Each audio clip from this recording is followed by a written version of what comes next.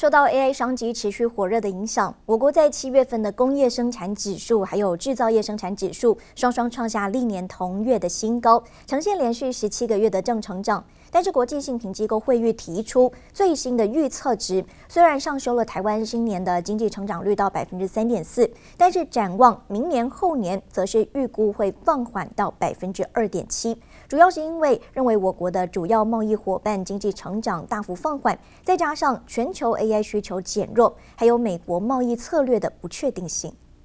大型吊具把货柜往上拉提，准备装上货轮，提前拉货潮带动我国的经济表现比预期强劲。国际评级机构惠誉信评提出最新预测，上修台湾今年的经济成长率到3.4%，但展望明后年则预估会放缓到2.7%。同时是仅有3大下行风险，包含主要的贸易伙伴成长大幅放缓、全球 AI 需求减弱，还有地缘政治跟美国贸易策略的不确定性。关税政策最后导致这个停滞性通膨，诱发进一步的系统性风险的话，我想明年2.7这个是很保守的估计，搞不好会更差。但由于现在的 AI 商机持续火热，让我国7月份的工业生产指数还有制造业生产指数双双创下历年同月新高，呈现连续17个月正成长。但相比之下，7月份的零售业营业额大约是3884亿元，年减3.6%，不但跌幅超乎预期，更是连续4个月都呈现负成长。预估下半年国人的消费信心偏向保守。传产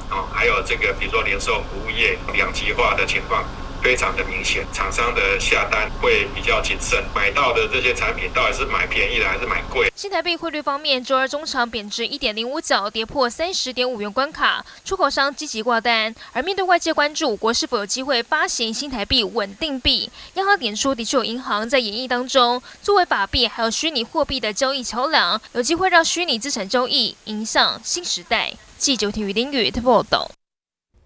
财经新闻不漏接，赶快下载非凡新闻 APP。